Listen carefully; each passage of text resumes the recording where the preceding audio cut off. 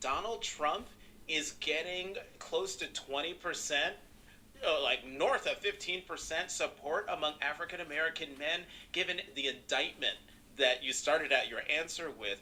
What is the appeal of Donald Trump to black men? This is critically important. So, what polling suggests is that black men keep saying that they don't see any difference between Biden or Trump, and that they don't think that Biden will make race relations better. And so, when they were asked whether or not they think that Biden will improve race relations, they answered at something like only at 20 or 21% confidence that race relations would be better under a Biden administration. So that is what the ostensible argument is, that there's no distinction, right, between these candidates, and that they're tired of the Democratic Party taking them for granted. But really, what this is about, in my estimation, as a feminist scholar who thinks about these kinds of concerns around gender, is that this is black men being actually enamored with the kind of masculinity that Trump performs. Look, there are plenty of hip hop songs that have celebrated Donald Trump for the better part of 30 years because he's literally the dude in the club that's making it rain. He has lots of ladies. He cheats on his wife. He's on Twitter, right? This is a man who aspires to mediocrity in every part of his life, and yet it does not keep him from rising to the top, from getting access to the American presidency. And there is a way that black men have been made to believe that because white supremacy has worked on them primarily by restricting their access to all the spoils of manhood, to the money, to the political power, to even to the sort of more, I guess, noble power of protecting their women, for a lot of black men, their racial freedom aspiration is to just be equal with white men, which is to say, they want to be patriarchs or male dominant in the way that white men are. And so Donald Trump presents a path to that because he's really unintelligent. He's brute in the way that he says things. And we sort of know these brothers in our community. They don't read. They show up to the meeting. They want to run everything, but they're clearly not the tightest person in the room. They're not the most rigorous. It's a version of masculinity that he portrays, and these black men think that they can get on board with it. And it's also rooted in the idea that it's really deeply disdainful of women. He sees women as objects and ornaments, and his entire posture is about, I have a lot of money, so I'm smart, and look at all these women that I've had who are dope. And in a hip-hop ethos, that appeals to folks, which is why you see some of his most prominent supporters being folks like Kanye West and Ice Cube. And I think that's what brothers are responding to. And I think the people who are doing this thing with them in our community where they're saying, well, you know, young black men and black men more generally are so disaffected with this system because it is racist. And we really need to think about, do people not think that black women know the system is racist? Right.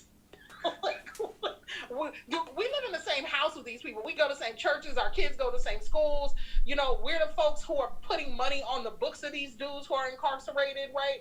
We literally live in community with these men, and yet somehow they think that they have a deeper understanding of racism than we have. And that disconnect between us is a thing I was trying to think about. One of the things that occurred last year and is currently ongoing is a concerted effort by the mainstream media to use pundits to slander and demonize black men on a consistent basis. It's too damn obvious. Disdain for black men has been prevalent in the society for some time. We understand the history. Black men have been mischaracterized. Black men have been misrepresented. Black men have been stigmatized. Nothing new. If you go on any social media platform, Twitter, Instagram, Facebook, you'll see it. A constant barrage of scrutiny aimed at black men. Black men this, black men that. It's actually becoming more and more normalized. These have to be some of the most condescending, irrational remarks and comments I ever heard in regards to what black men should or shouldn't do. I mean, these people are speaking for black men as if their opinion is a fact. Black men are not obligated to do anything they don't want to do. Black men are not obligated to the Democratic Party. Black men are not obligated to Biden. Black men are not obligated to Kamala Harris. They're almost implying that black men can't make their own decisions, or they're not allowed to make their own decisions. They're not allowed to have a diverse viewpoint or a diverse agenda or something that goes against the status quo.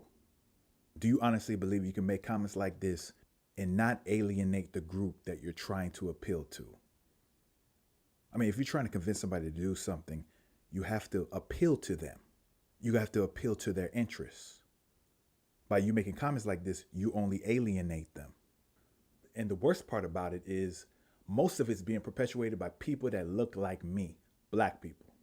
In the media, it's strategic. Use black proxies to slander, to demonize, to ridicule black men or black women or black people in general that have alternative viewpoints instead of using a racist white person to do it. I mean, this strategy goes right back to the plantation. Massa would use his faithful house Negro to keep the other Negroes in check, just in case there was any dissenting agendas. And this leads me to the hashtag called Blame Black Men, which was trending last year. Now, it was in direct response to a disrespectful, condescending comment posted by Jamil Hill on Twitter. And when I hear stuff like that, I have an obligation to respond and to speak up. Besides, I'm a black man.